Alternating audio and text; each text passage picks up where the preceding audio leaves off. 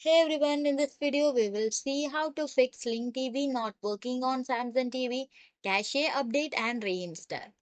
Fix 1. Clear Sling TV cache. For that you have to navigate to setting on your Samsung TV remote and go to support and device care.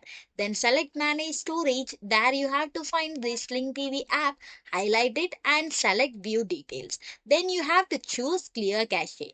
Fix 2. Reinstall the app. For that you have to go to the apps on your home screen. Open the gear icon within the apps menu. Then you have to locate the Sling TV app and select delete or reinstall.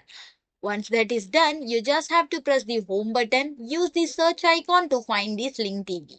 Then again you have to reinstall the Sling TV app. Fix 4. Update your TV software. Open the TV setting menu and scroll down and select support. Then there you have to select the software update and click on update now. Then you have to wait for TV to download and update and restart. Fix 4. Reboot your internet router.